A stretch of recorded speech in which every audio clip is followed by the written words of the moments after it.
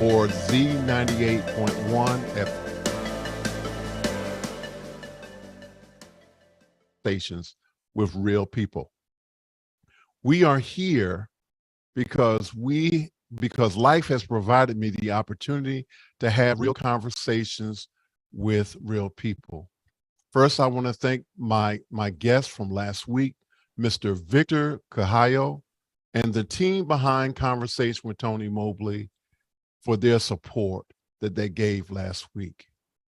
That was episode 57.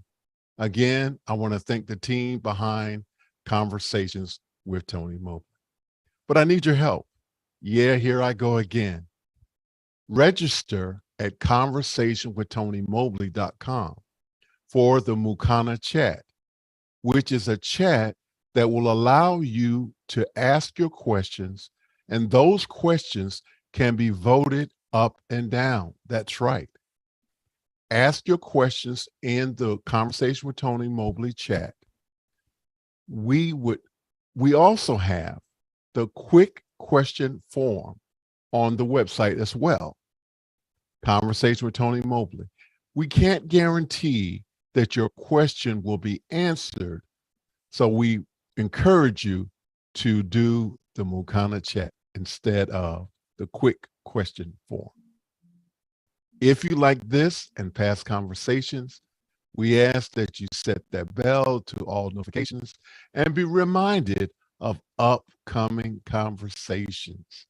And so we are now ready to ask Oliver his very first question. Who is Oliver Breidenbach? Oh, that's a very good question, and I wish I knew. So I'm just this dude, you know. So yeah. So well, I like to think of myself as being a citizen of this earth, you know, cosmopolitan, and you know, just very, you know, interested in everything, and you know, interested in things that go on, and in technology, and you know, interesting books, interesting films, good music, and this kind of stuff.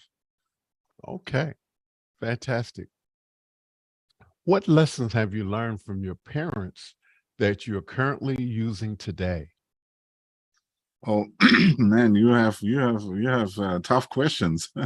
So, well, my parents both have instilled sort of the entrepreneurial spirit into me and my siblings. They were, you know, business people, and they had a company all my life.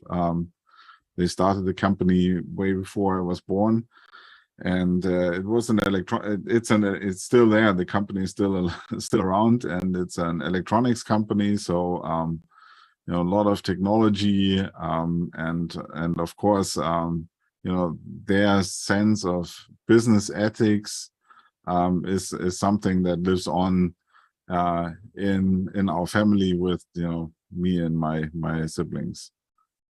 What's the name of the company?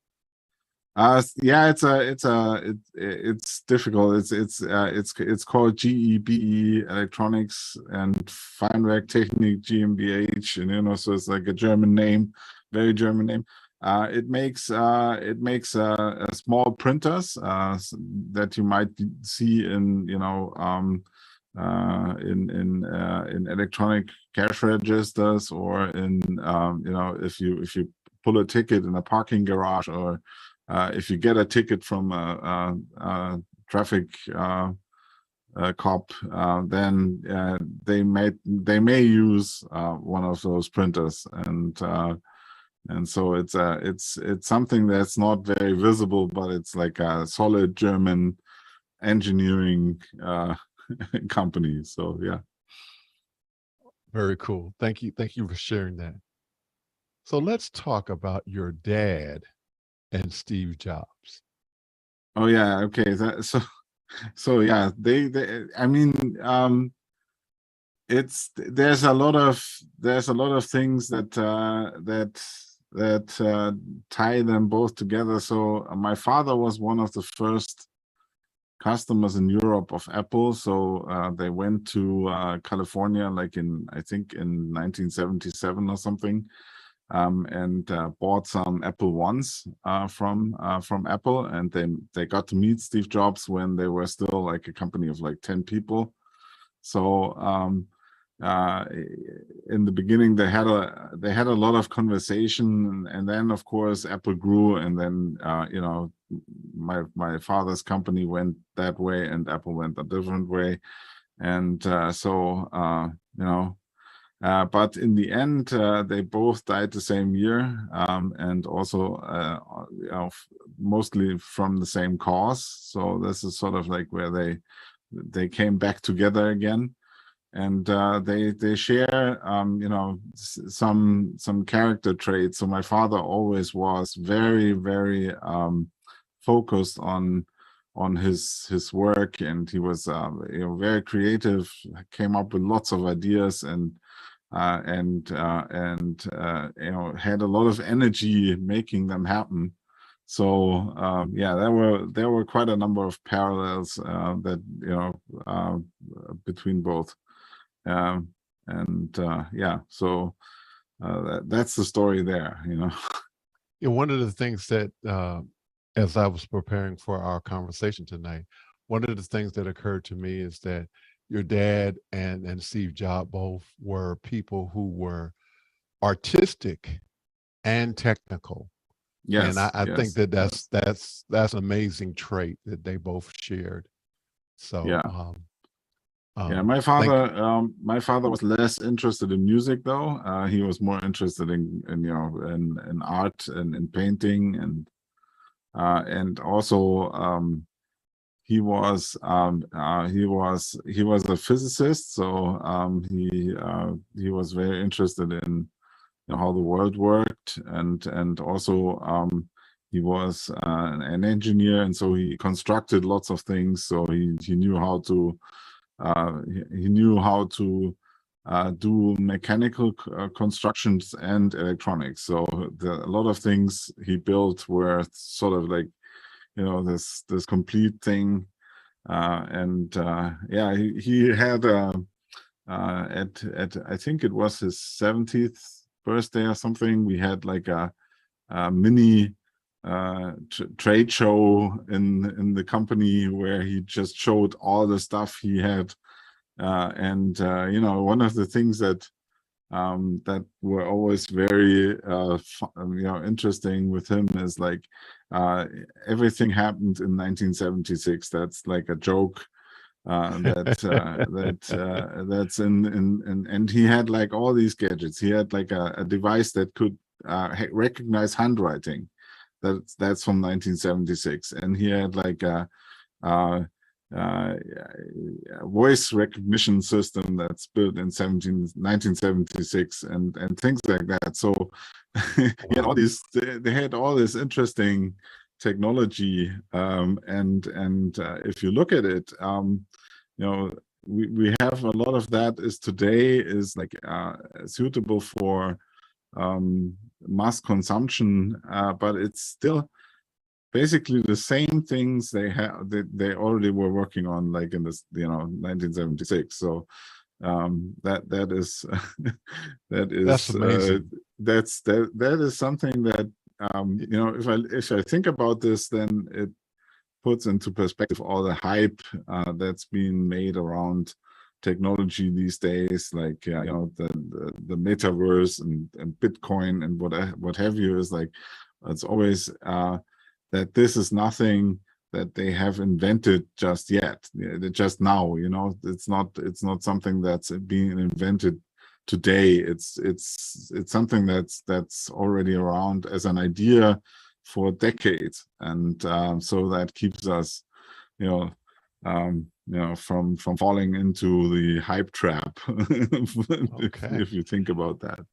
I was wondering, were you guys able to capture that event where he was sharing all of the different products? that he created? Yeah, I'm sure there's like a videotape somewhere, but you know, it's we never thought about, you know, documenting that properly. Unfortunately, I think that was like in the must have been around 2000 or something where we had this. Yeah. Very cool. Our next question is, what is it like to have a member of the family working with you? And I'm speaking So specifically about your brother. yeah, I think what you need to know is that I run this company that I have now, and I founded it together with my brother. And even before we split it off, I mean, you know, we had the legal entity that was running this company for a couple of years, from the late 1990s to I think 2007 or 8.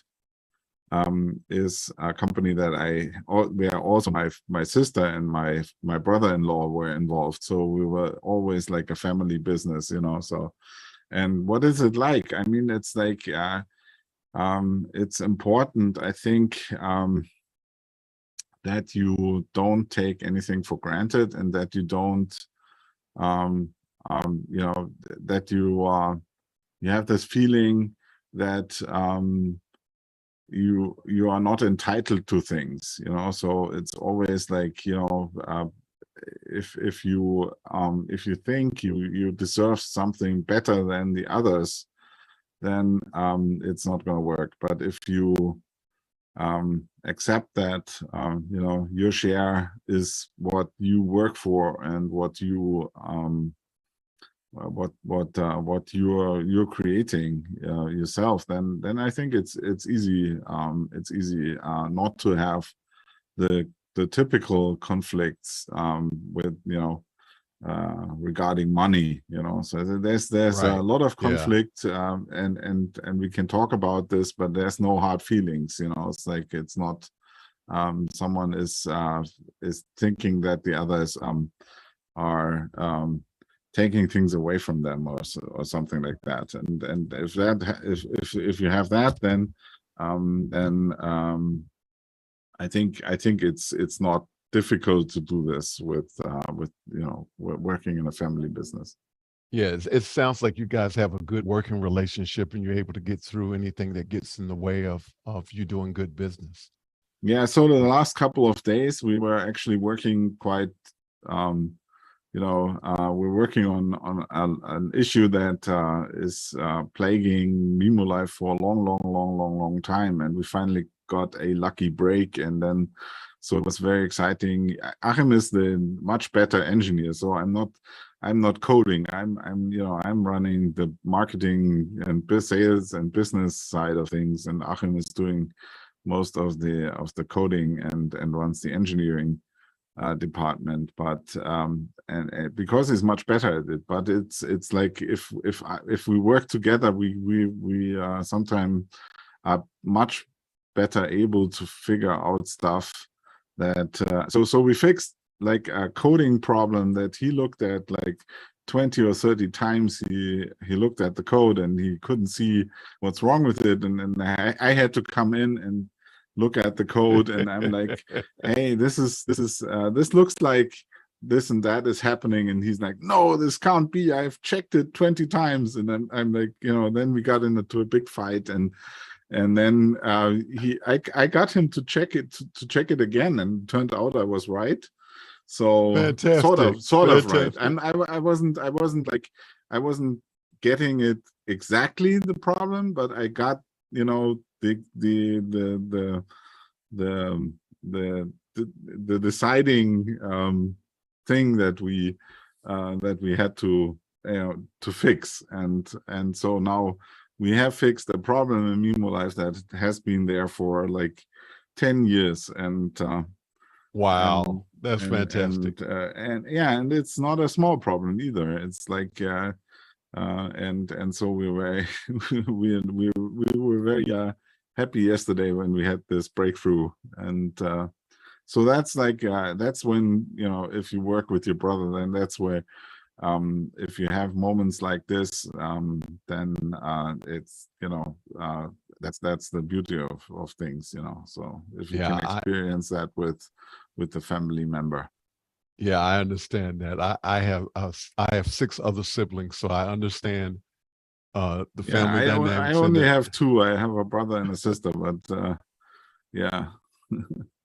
Yeah. It's good that I have them. I like them very much. So Well, that's the good thing. I'm sure they're happy to hear that, Oliver. So thank you so much for they're sharing my that favorite story. siblings, I have a Okay. favorite sister and a favorite brother. So yeah. Oh, okay. The next question is, how did you get started with your company? Oh, yeah. So I won't, I went, we went into business as small kids, basically, because I mean, Achim and I don't know when we started talking about, running a software company when we were grown up, but it must have been like when we were 10, 11, 12, something like that. And we got to do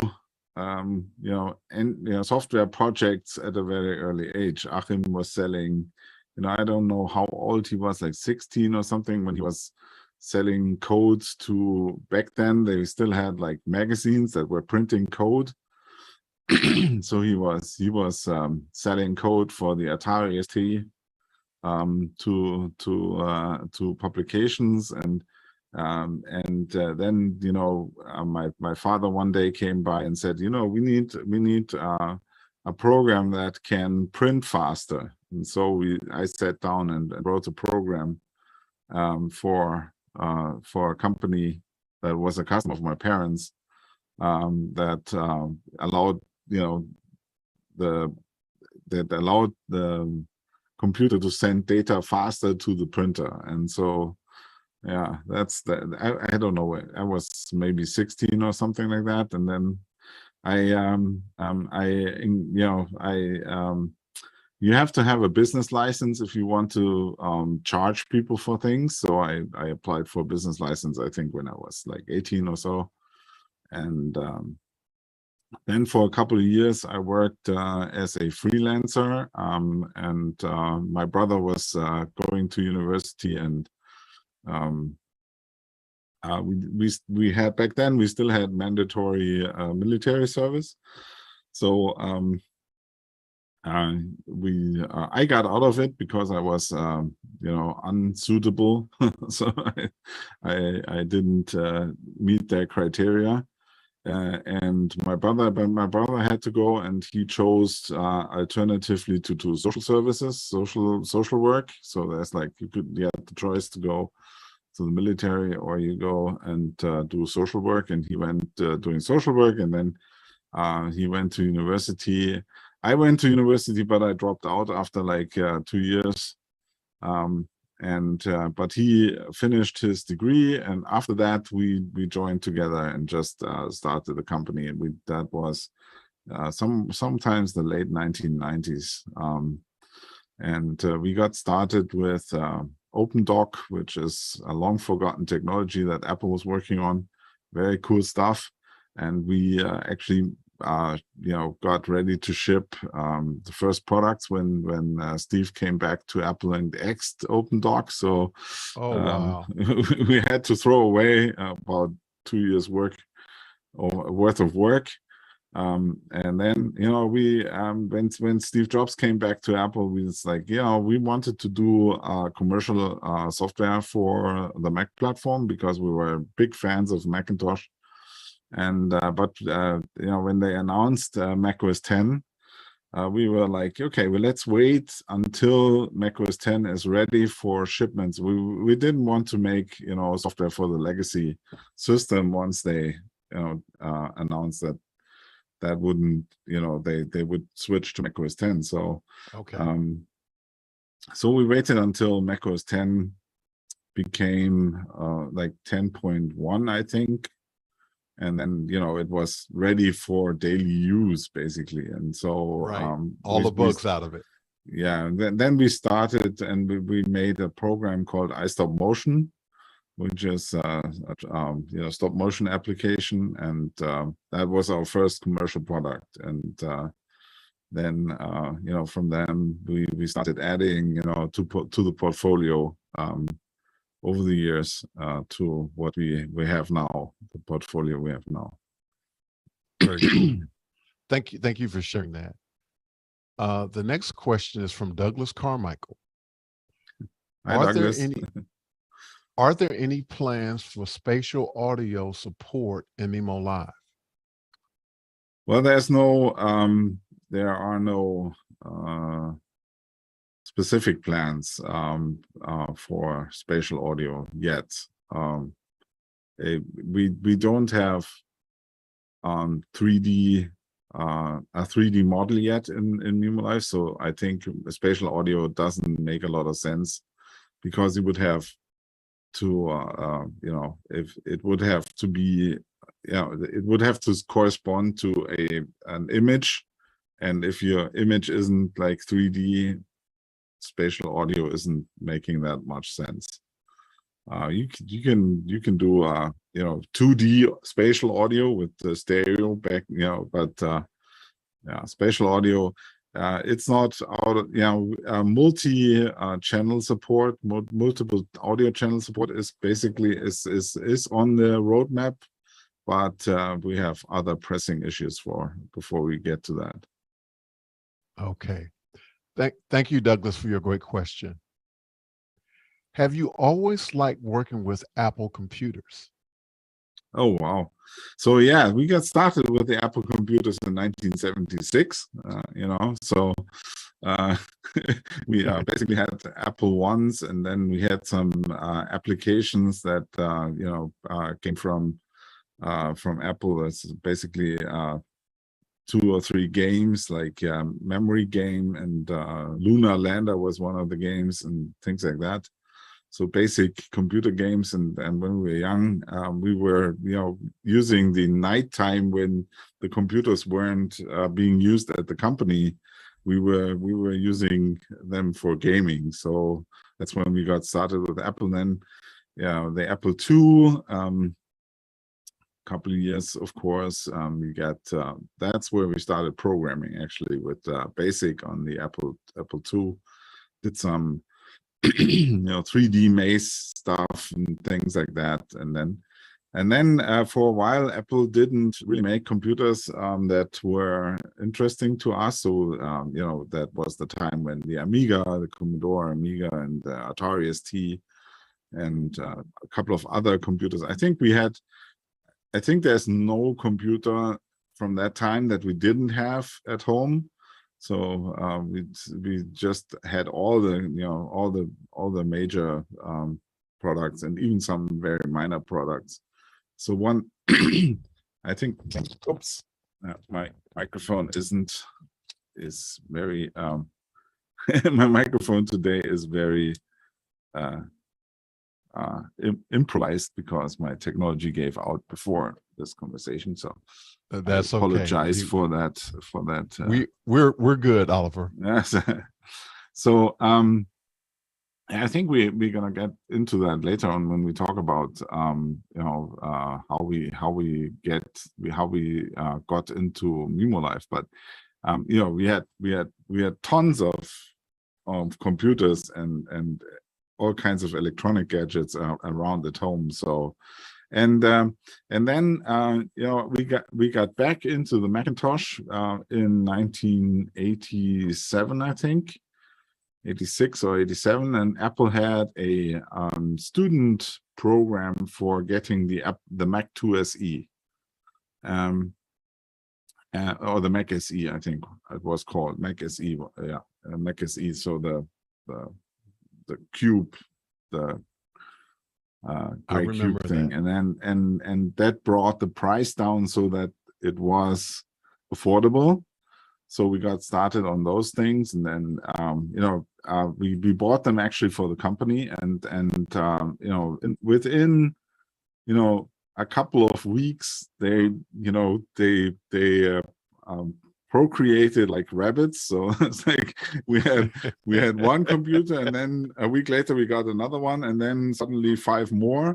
So it's like because yeah, we were so amazed by these things, and they had like networking and things that no other computer had in this ease of use way. You could network the Macintosh very, very easily, which was unheard of there back then. And so that's when we got back into the Mac. And then a couple of, I think 2 years later or so, we sold one of the Apple Ones to Apple, and got a fully fledged Mac 2FX, which was tens of thousands of euros or dollars back then. Euros weren't around yet, but tens of thousands of dollars worth of hardware, which we basically exchanged for the Apple One that they used to display at the German offices. So, Fantastic. so we got a really, really good color computer and stuff like that. And being on the Mac platform ever since. So yeah. I'm curious. You've done a lot of talking about how you were exposed to the Apple computers at an early age. Would you encourage current parents to expose their children to Apple computers? Absolutely. But maybe depends on the interests of the kids. I mean, I'm very pro technology, so yeah, give them iPads, iPhones, Macs as early as possible, and let them learn how to use those. And I work a lot with schools, and I hear that the skills that the kids bring to the school are not as you would expect. There's like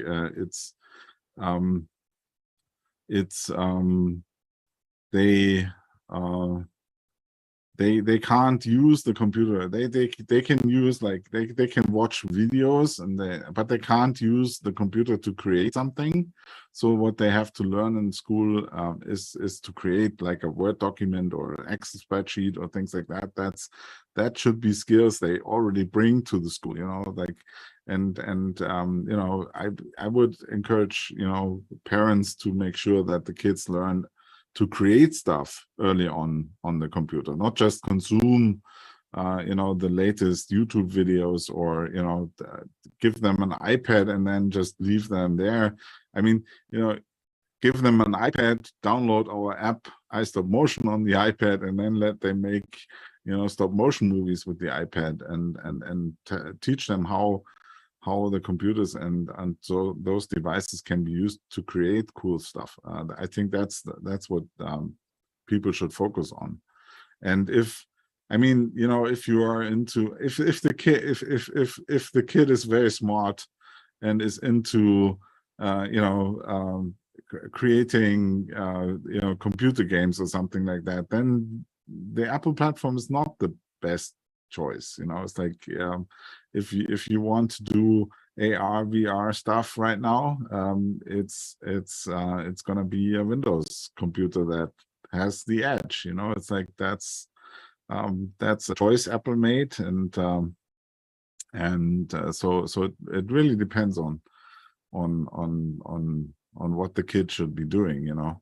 But anything, just give them a computer, just give them a tablet, and don't restrict their access to it. I think just a lot of people think they have to manage what kids can do with the devices, but it's a lost battle, because the kids will figure out ways around all the parental controls anyway, and I think it's much better to teach them about the ugly stuff, and how to avoid it, and make the best use of the technology by encouraging them to create anything, like make videos, make make music, make, you know, art, make, you know, whatever, you know, even write the book or something like that, you know.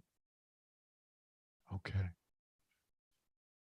We have a question from, really a comment, I believe, from Beauty Bubble. And she says, Oliver, you have been in business for over 25 years now. Is there anything that makes you nervous when you're before clients? Thank you, Beauty. No, I don't think so. I think I can talk. You know, I have, you know, it's, if I have a client that is very, very dissatisfied and they are, you know, very aggressive, you know, and I mean, then then I get kind of, yeah, then that's not a good, you know, that's not something I'm looking forward to talking to them. But if it's, you know, it's, you know, if it's people who want to learn about our products, or you know, then why should I be nervous? You know, they you know, That makes sense. yeah. Yeah. Thank you, Beauty. Clark Lopez Waterman asked, what is MimoLive? That's a good question. You know, MimoLive is our application. Our it's one of our products. It's an application that allows you to create basically a TV station in your living room, with you know, switching cameras and you know, graphics effects and stuff like that, and send that, you know, the video signal you create. It's basically a video switcher with graphics and stuff, and you can then, you know, stream that to YouTube or Facebook and make a live video, or you know, or send it to like we do here, like send it into Zoom, make yourself look good on Zoom with you know, special effects, or better graphics, or more information, or, you know, just look better on a Zoom call. You know, incorporate your presentation and don't have to do screen share and to get your presentation and things like that. So yeah, it's very, I like to think it's the coolest Mac app out there. And because it's very, very creative, it allows you to do a lot of things you never thought you could do. Basically, you know, the TV stations have millions of dollars of equipment, and MimoLive can do everything they can do at just a fraction of the price. And what do you need in order to use MimoLive? Yeah, you just need a Mac, you know. So You that's just need a Mac. you just need a Mac. Yeah. I think that's very cool, Oliver. I have to Yes. say, and you Yes. know, I guess I'm not biased in that I am a MimoLive fanboy. That's very you kind know, of you. the idea that if you have a Mac computer, that you can use MimoLive and actually have your own television station. I mean, I think that's absolutely amazing. And you know, I encourage our radio listeners, as well as those who are watching us on YouTube and those who might be on Zoom. If you have an opportunity, please go to the website, take a look at MimoLive, as well as the other software packages that Boinx has. I think you'll be pleasantly surprised. Thank you, Oliver, for creating this great software package. The Yeah, next question. no need to thank us for that, because it's like we always make applications that we want to use ourselves. So if there's nothing out there, then we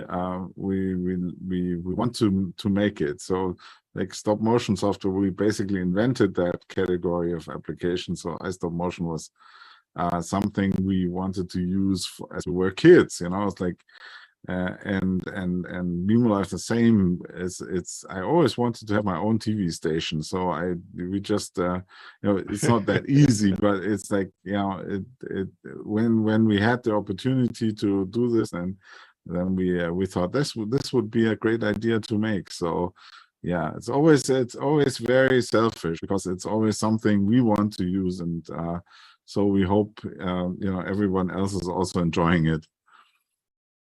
It's very cool. The next question is, I think you've already answered the next question. So we're going to go to the question after that, which is, let's talk about the now 26 years of Boinx Software. Oh my God, is it already 26 years? It went by in a flash, it's like, yeah, I think it's been an incredible learning experience and journey so far, with its up and downs, and we got to meet a lot of very interesting people, and it's amazing what some of our customers are creating with our software, and that's kind of what keeps us going, is to see how people use our stuff. It's like what can you do with the computer, and how can we make it even better? That's very cool. The next question is, please share the different Boinx applications. So let's go down the list. Oh man. Okay, so I already spoke about iStop Motion. Stop motion animation software is available for the iPad and the iPhone right now. We are currently working on bringing it back to the Mac, and that should happen, not so far in the future. It should happen this year. And we have MimoLive, the live video production switching application. And the third major product is Photomagico, which is a slideshow app for photographers. So it turns your images, videos, sound into compelling stories, which and the emphasis of Photomagico is actually to have the best possible image quality. You can make photo slideshows with PowerPoint or Keynote, but they will not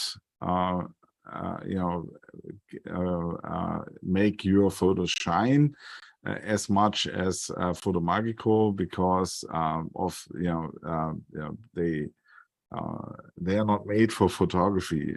They're made for bullet points, and so the focus on photos leads to very different requirements. For example, we don't have a lot of transitions, but the transitions we have can be rendered in real time in full resolution with all with the full image content. So that is something that the other apps don't offer. And then we have a number of smaller tools. One is Mouse Posé. It's a little application that draws a circle around your mouse pointer.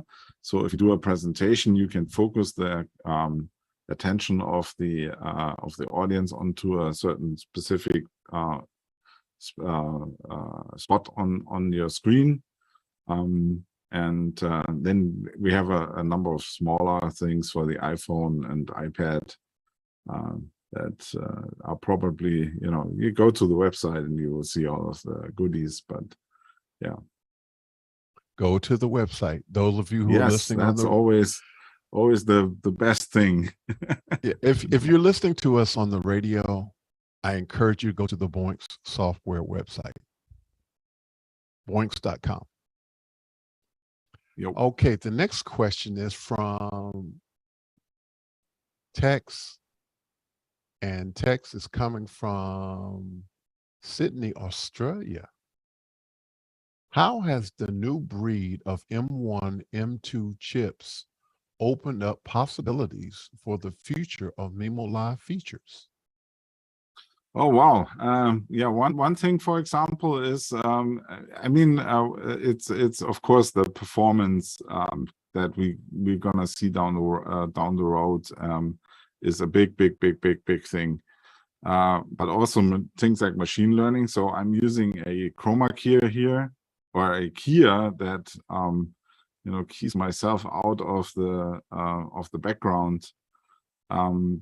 That is based on machine learning. So as you can see here, my hand is in front of the slide, you know. So, but I still have a background, and the background is live, so I can just go here and touch this, you know. So this is a little trick we can do, which we haven't been able before, because you know, you used to need a green screen to remove to do this keying, which you don't do anymore. And we'll down the road we have a lot of ideas. I'm going to interrupt you. You need to explain that again, because I was just wowed. And so, can you explain that again? What you just said? Okay, so you need to see the video, of course. But I can take this bottle, this bottle here, and just put it down here. So, wow. So yeah, so the slides are actually in between me and the background. So, and that happens because I have two layers on top of each other. I can turn off one of them if you want to see that. Sure. I can. So now you see that that's the background layer. And then I just put another version of me that's just keyed out in front of this. So I have. Oh wow. And removing all the background here, that's done with machine learning. So you don't have to have a green screen in the background. This is my real background here. So you see the wall and the shadow. So that is my real background, and that's one of the effects you can create now with the M1. Wow. Wow. Yeah. Alex Lindsay, I hope you're watching. Wow, that's amazing. That's amazing. Yeah, it's also like cool. if the chroma keying is very difficult to set up, and that, you know, if I can switch to another view here. So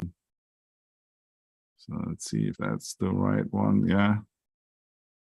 Or yeah, this one. No, this is not the one. This is something. So yeah.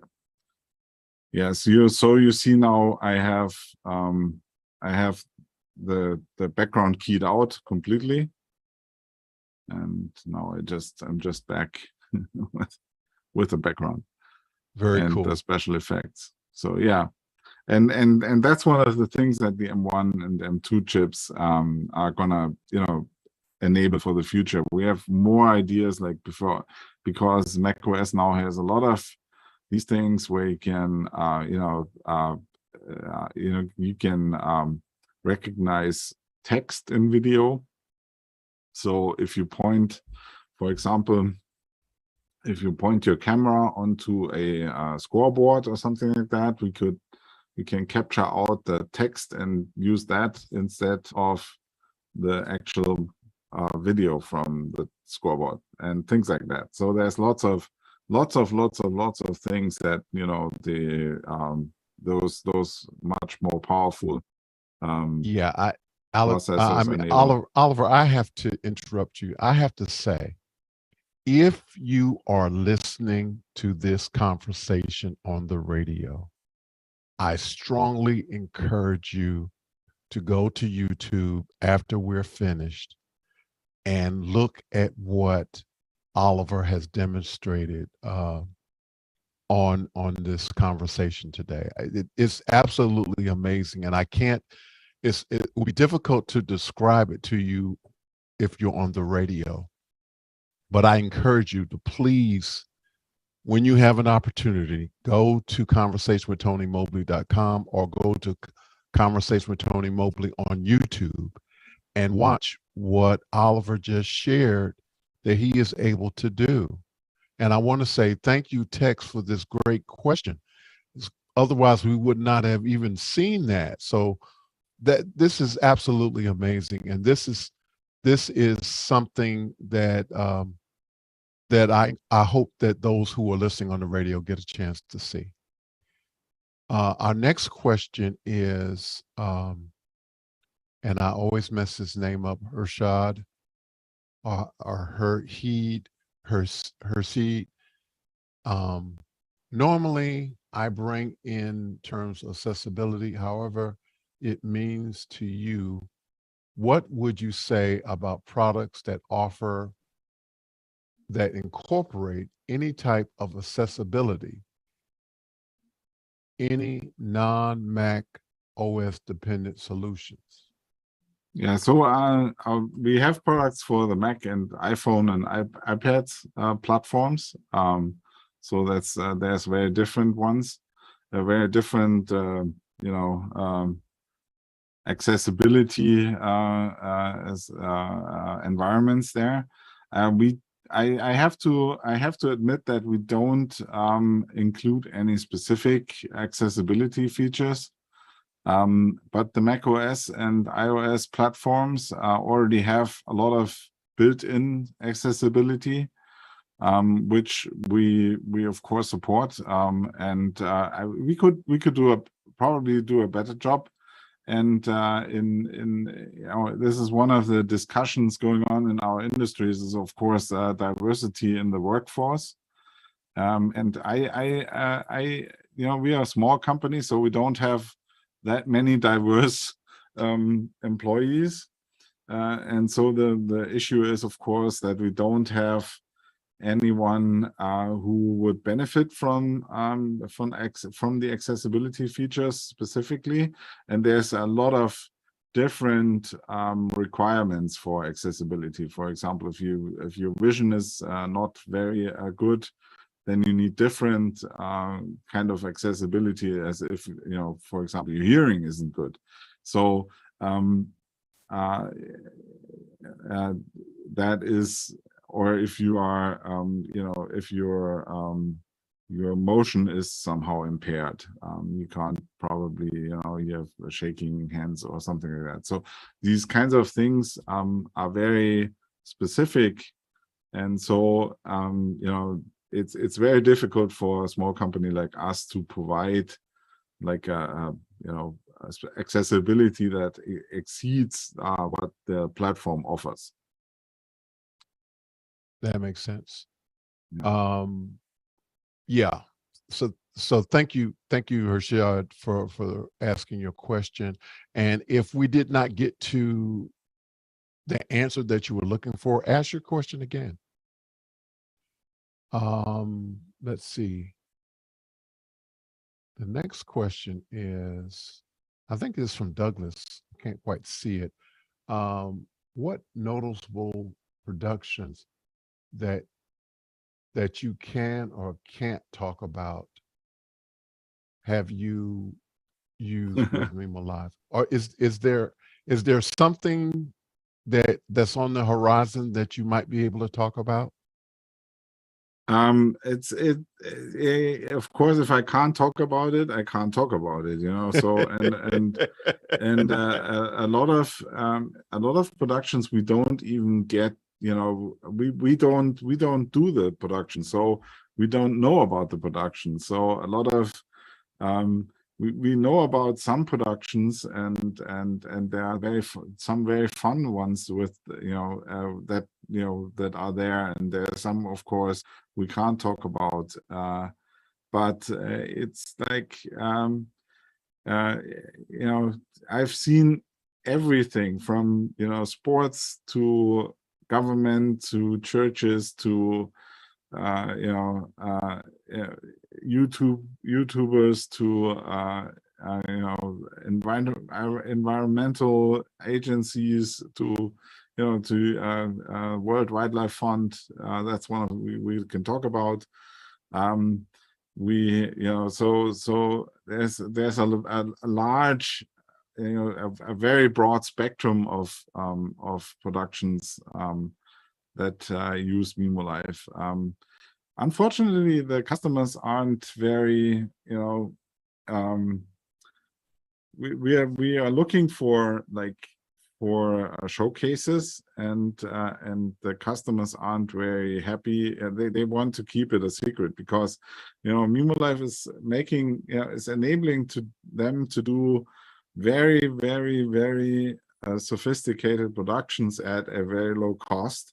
And so that is, of course, a good competitive advantage over other people doing the same thing. And Right. and so they don't want. I mean, we get a lot of requests for basically a white label version of MimoLive, so that people can't see if they are at the venues. They can't look at the production booth and see what they are using. And so this is kind of like a big problem for us, because traditionally we have a very strong word of mouth marketing. So people learn about our products, or learned about our products. Motion Photo Magical, for example, is because people share a lot about using it, and people talk about it, and other people get to hear about it. But with MimoLive, it's more difficult because people like to keep this a secret for some reason. I don't understand that, but I mean, in a lot of conversations with customers is always about, we can't really talk about us using that. So that's very sad, but that's how it is. Thank you for that, Oliver. Thank you, Douglas, for that question.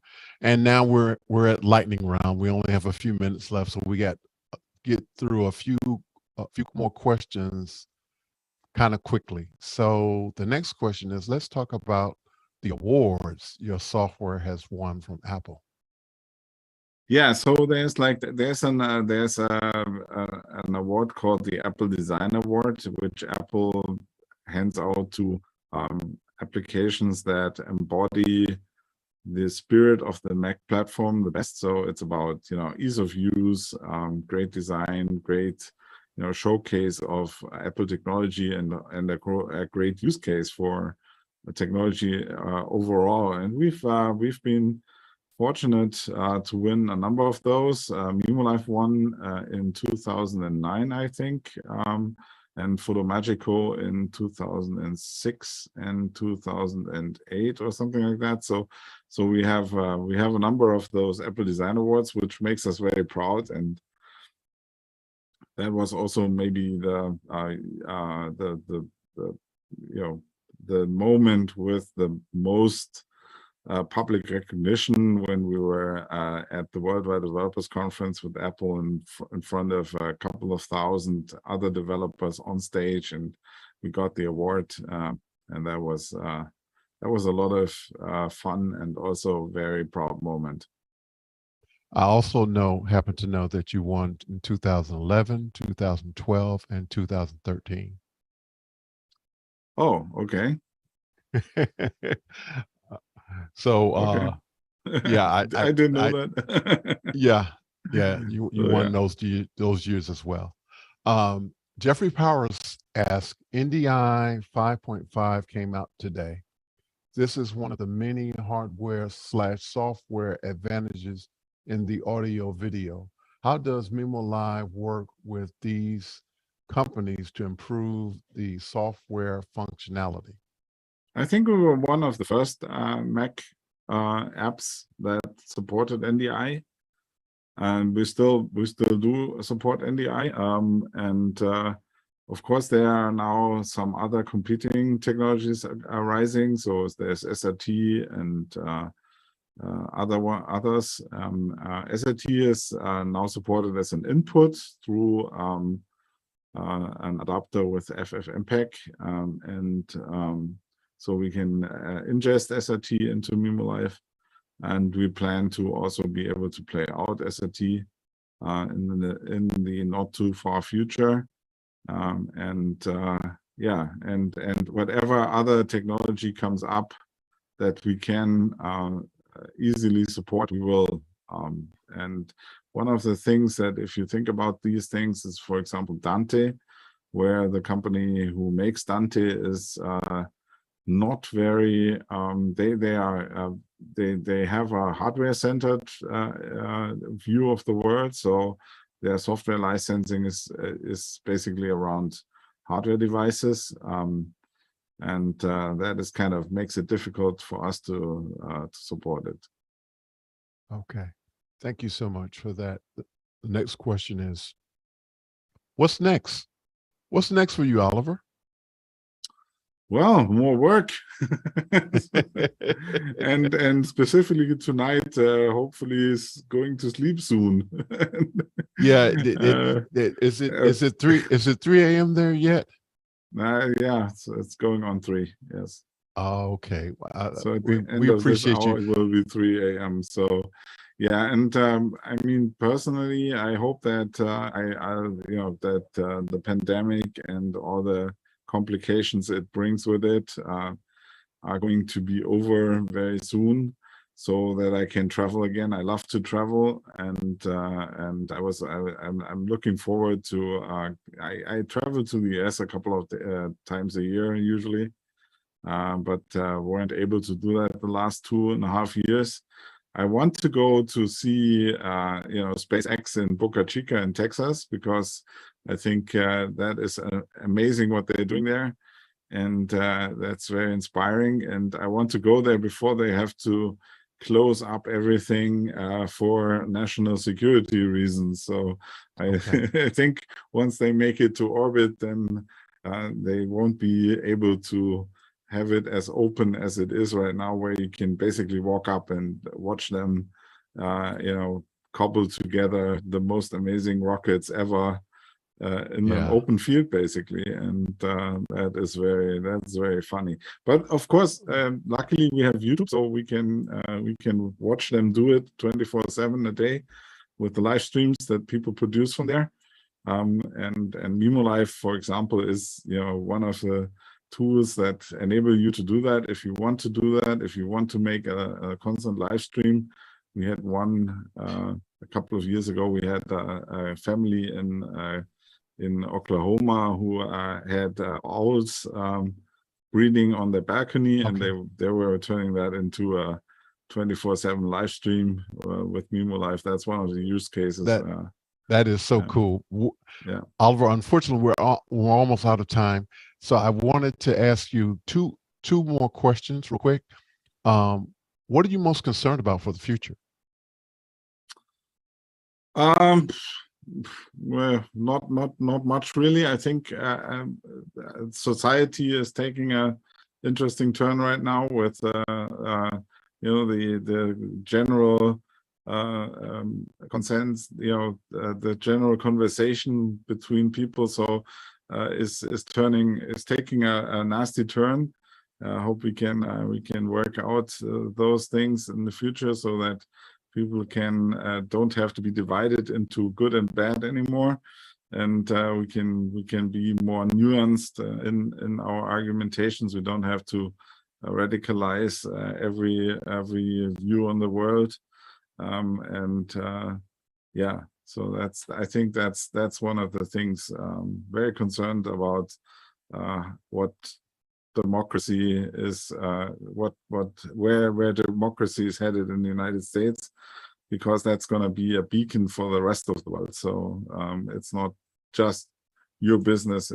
I think it's impacting all of us in the world if democracy can't survive in the United States. So I'm very concerned about that. Thank you so much for sharing that. We really appreciate that. And we have one more thing.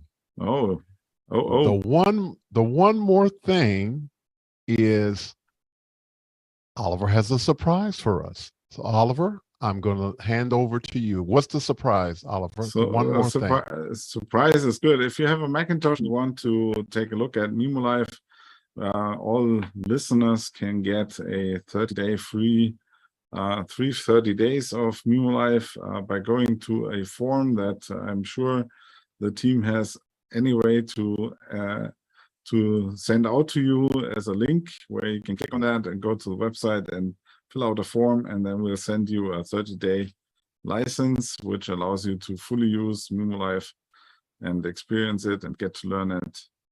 And yeah, I invite you to do that if you are interested in turning your living room into a TV station.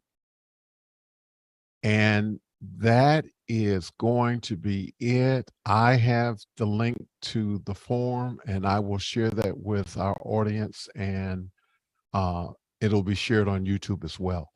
And so we want to say thank you, Oliver, so much for participating in this conversation. This was fun. Thank you so much for letting us get to know you and Boinx Software a bit better. We really appreciate you. Thank you for having me, and thanks for the time. We're happy to have you. We want to say special thanks to Kimberly Mobley, Ron Mobley, Global Family and Friends, Alex Lindsay, Office Hour members, DVE Store, Liminal Entertainment Technologies, Byte Hive, VDO360.com, ApprovalLoan.com, Cloud Bedrock LLC, Ken Jordan, Jonas Dattel, Aaron Husledge, Cherrick Cheetah, David Brady, Marcus Lee Folk, Richard Lavery, Chris Fenwick, Manolo Lozano, Jeffrey Powers, Bo Cordell, Mickey McAture, Hazmat Geiger, Doug Mola, Laura Thompson, Bryant Chan, Dennis Champion Walker, Roscoe Jones, George Butters, Joshua Minden, Danielle Maxwell, Taylor Sunderhouse, Adrian Albach, Michael Marv, Clylock Lopez Waterman, Conversation with Tony Mobley, producer, and a special thanks to Zachary and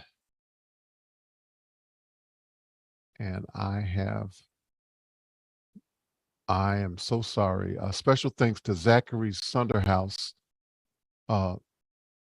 Sorensen of Australia, who is our YouTube moderator.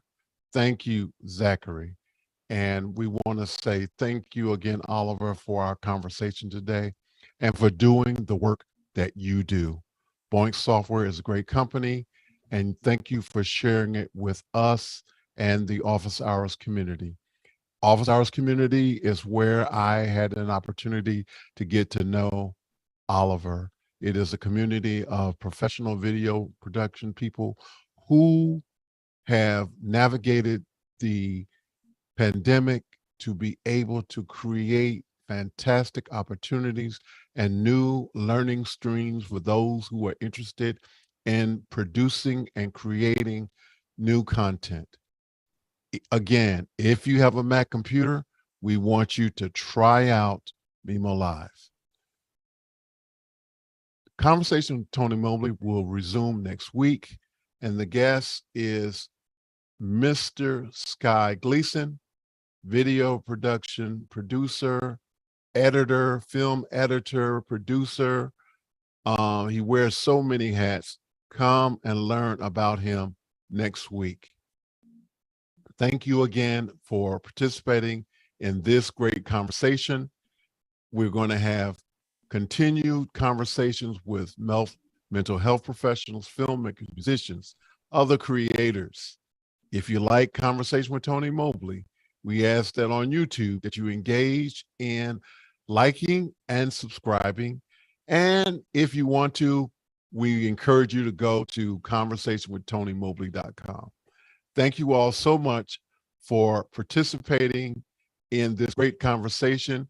Those of you who are listening on the radio, we ask that you take note and get a chance, go to YouTube and watch this conversation so that you can see some of the things that Oliver demonstrated on this conversation. Take care. Good night. Take care, everyone. Good night. Oliver, thank you so much. Go to bed, my friend, to participate in this conversation.